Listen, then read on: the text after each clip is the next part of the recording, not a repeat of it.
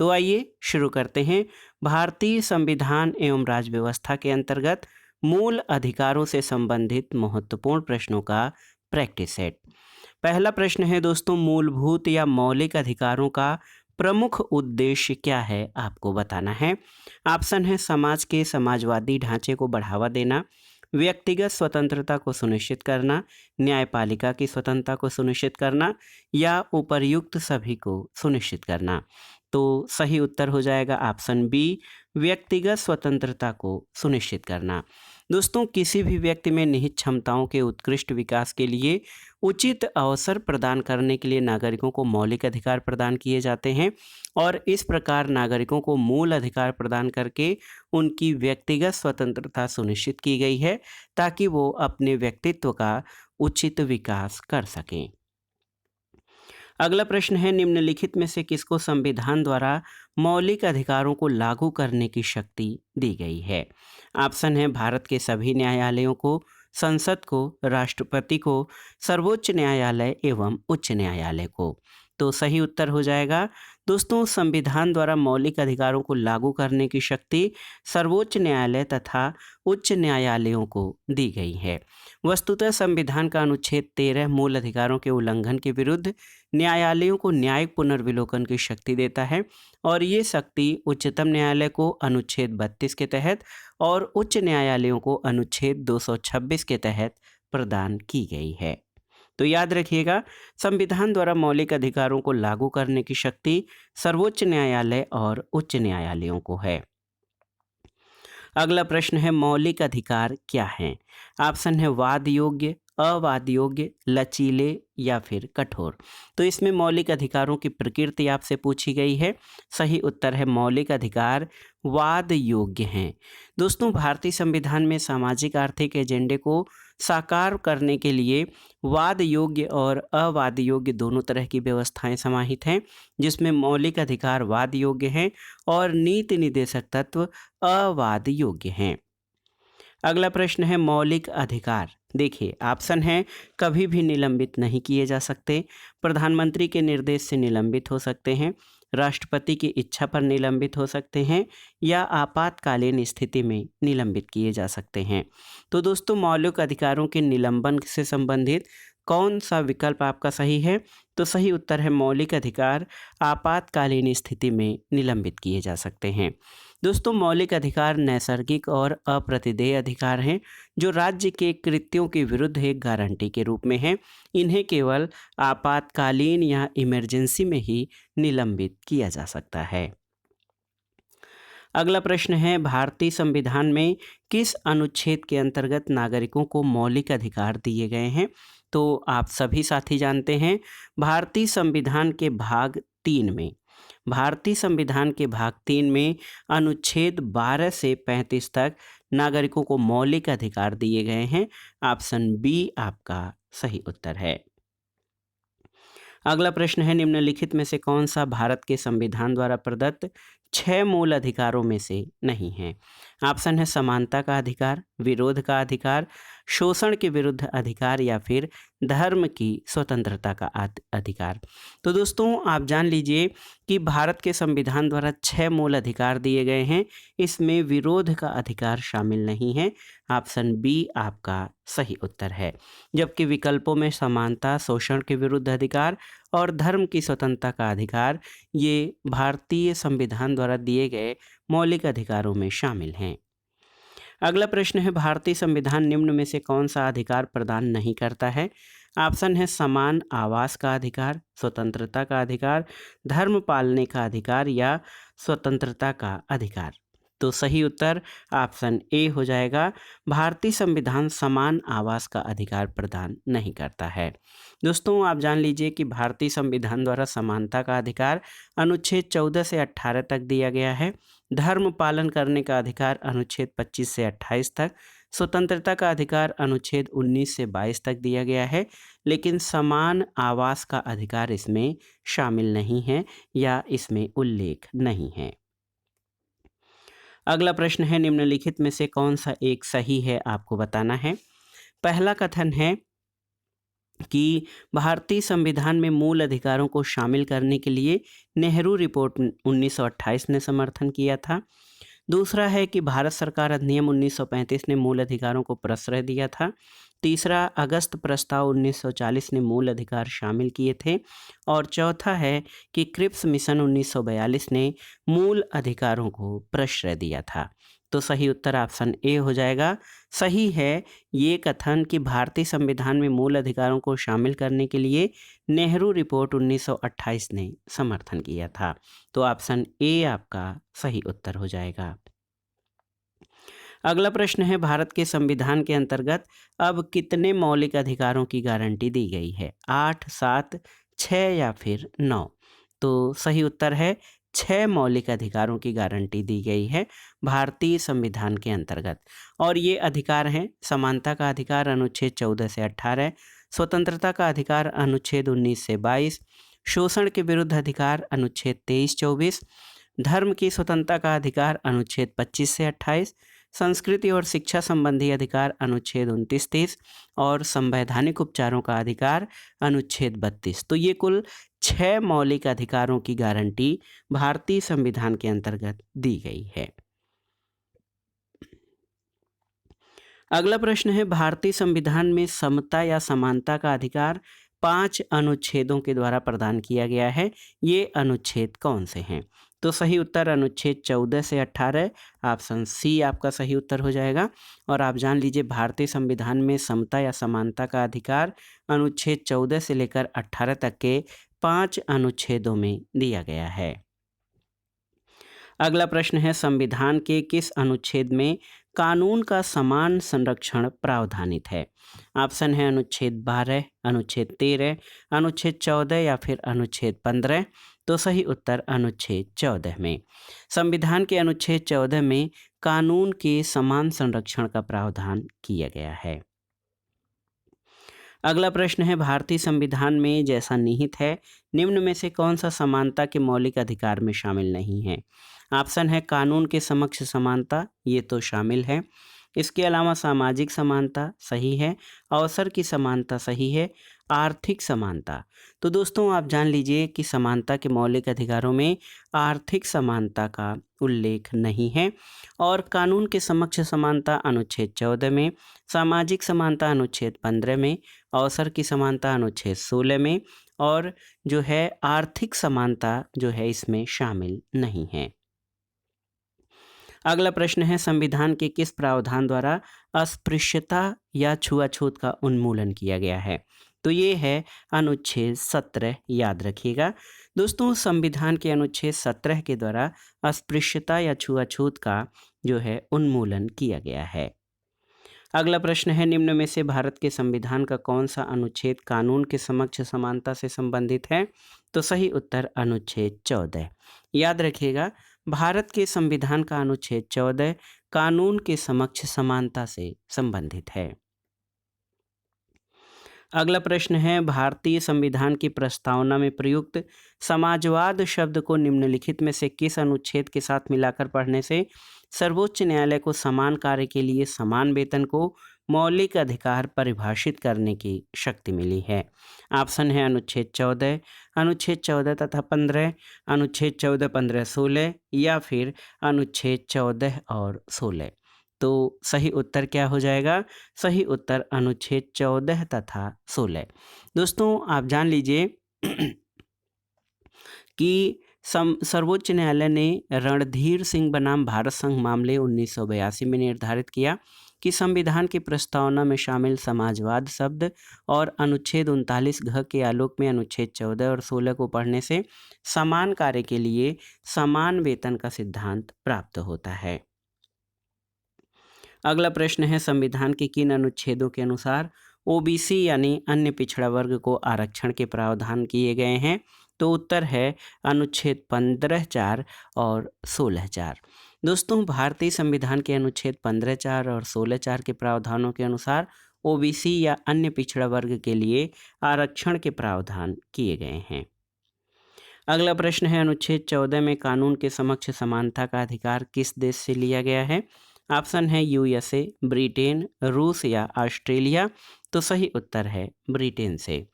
दोस्तों, अनुच्छेद 14 में वर्णित कानून के समक्ष समानता का अधिकार ब्रिटेन से लिया गया है, याद रखिएगा। अगला प्रश्न है, नौकरी में समान अवसर का अधिकार संविधान के किस अनुच्छेद में प्रतिस्थापित है? ऑप्शन है अनुच्छेद 17, अनुच्छेद 19, अनुच्छेद 15 या फिर अनुच्छेद 16। तो सही उत्तर है अनुच्छेद 16। दोस्तों, भारत के संविधान में समान अवसर का अधिकार संविधान के अनुच्छेद 16 में प्रतिस्थापित है और यह एक मूल अधिकार है। अगला प्रश्न है, मद्रास राज्य बनाम दुरई राजन 1951 के मुकदमे में भारतीय सर्वोच्च न्यायालय के निर्णय के परिणामस्वरूप निम्नलिखित में से किस मौलिक अधिकार को संशोधित किया गया?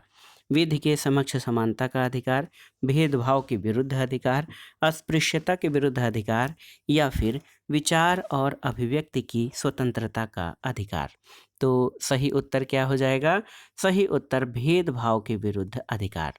दोस्तों, आप जान लीजिए, मद्रास राज्य बनाम चंपकम दुरई राजन 1951 के मुकदमे में सर्वोच्च न्यायालय के निर्णय के परिणामस्वरूप भेदभाव के विरुद्ध अधिकार अनुच्छेद 15 को संशोधित किया गया। इसमें संविधान का पहला संशोधन अधिनियम 1951 द्वारा धारा 2 के द्वारा अनुच्छेद 15(4) जोड़ा गया और इसके तहत सामाजिक और शैक्षणिक दृष्टि से पिछड़े वर्गों की उन्नति के लिए या अनुसूचित जातियों और अनुसूचित जनजातियों के लिए राज्य द्वारा विशेष उपबंध कर सकने के लिए प्रावधान किया गया।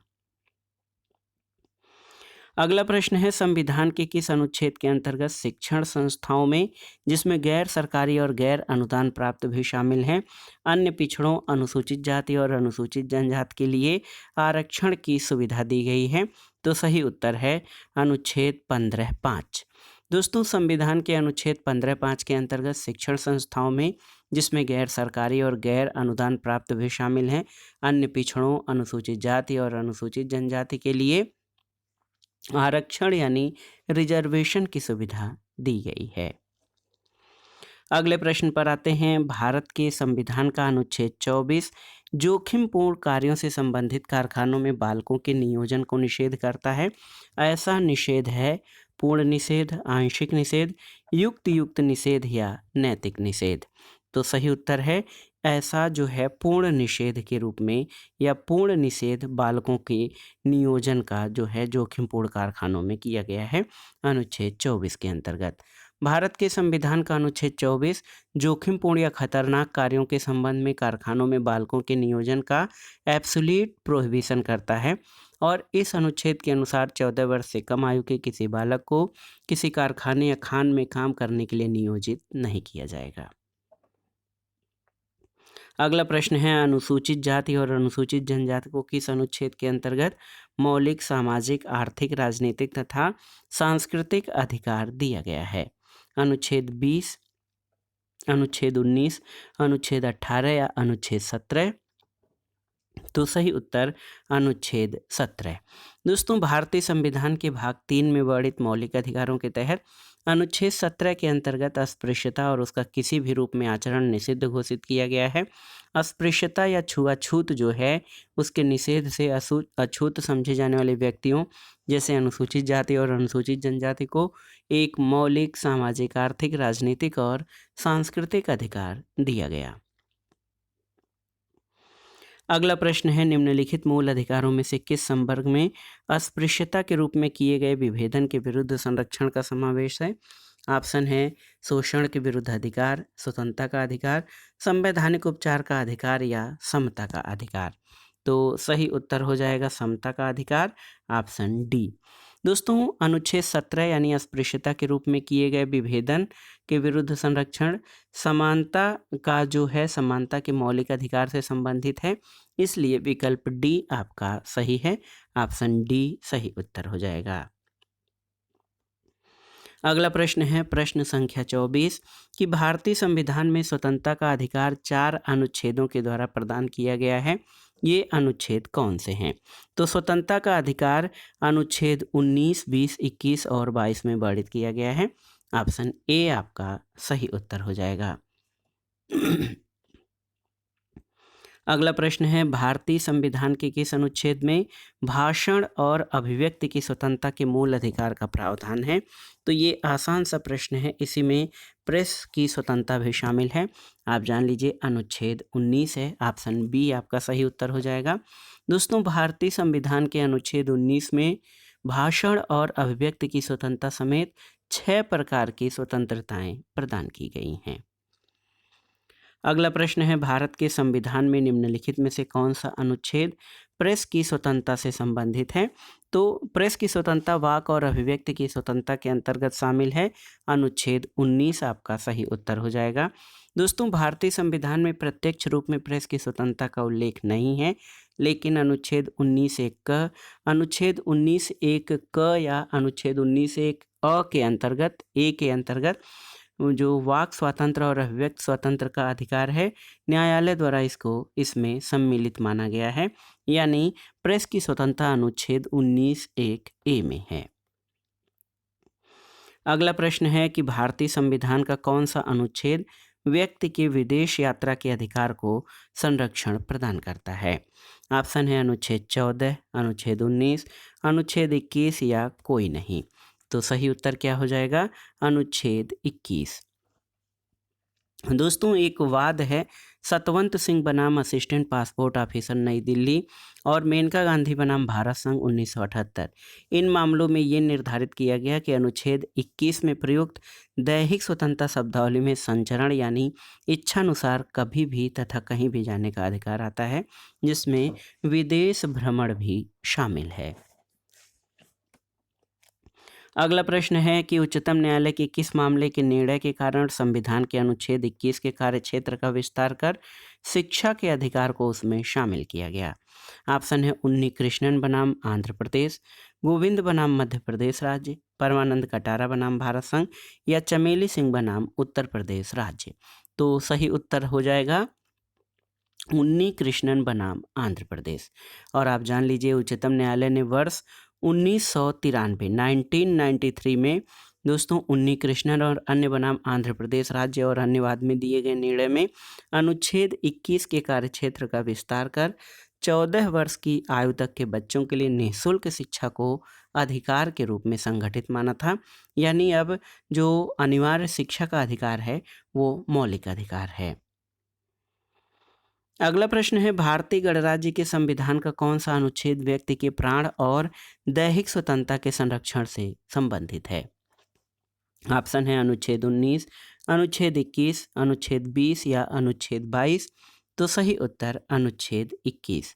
दोस्तों याद रखिएगा भारतीय गणराज्य के संविधान का अनुच्छेद 21 व्यक्ति की प्राण और दैहिक स्वतंत्रता के संरक्षण से संबंधित है। अगला प्रश्न है निम्नलिखित में से कौन सा मूल अधिकार विदेशी नागरिकों को प्राप्त नहीं है? आपको बताना है।